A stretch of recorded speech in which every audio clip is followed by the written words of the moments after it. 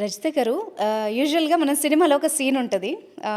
First night day wife husband చాలా మంచిగా కూర్చొని ఫ్రెండ్లీగా మాట్లాడుకుంటారు. ఈ సీన్ ప్రతి సినిమాలు చాలా వాటిల్లో ఉంటుంది. ఏమంటాడంటే హస్బెండ్ కానీ వైఫ్ కానీ, ఫస్ట్ హస్బెండ్ స్టార్ట్ చేస్తాడు. నీకు పాతవి ఏమన్నా లవ్ స్టోరీలు ఉంటే పాస్ట్ ఉందా ఉంటే మనం ఈ రోజుతో తేల్చేసుకుందాం. నీది నువ్వు చెప్పు, నాది నేను చెప్తా, ఇక్కడతో మనం కొత్త లైఫ్ స్టార్ట్ చేద్దాం అని ఒక గేమ్ ఇట్లా స్టార్ట్ అవుతుంది.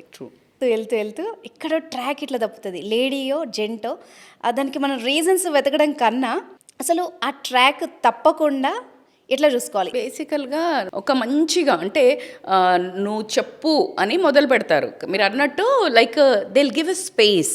బాగా చెప్పుకుంటే నా భారం దిగిపోతుంది అన్నంత వైబ్రెంట్గా they will create that space and trust. అది అన్నప్పుడు ఏమవుతుందంటే మనకి ఎమోషనల్లీ ఒక పిన్ ఇట్లా కూర్చోగానే తుస్సని మొత్తం కక్కేస్తాము. మనకి ఇంకా ఎవరైనా కానీ ప్రిఫరబుల్లీ లేడీస్కి అది ఏముంటుందంటే ఒక గిల్ట్ ఉంటుంది. అంటే చెప్తే అయిపోతుంది కదా, ఖచ్చితంగా నిజం చెప్పడం వల్ల ప్రయోజనం ఏంటి? దాయాల మేడం అని మీరు ఎవరైనా మగవాళ్ళు క్వశ్చన్ చేస్తే అసలు నా దగ్గర ఆన్సర్ లేదు. తెలుసుకొని ఆ భర్త ఎలా సంసారం చేయగలుగుతాడు?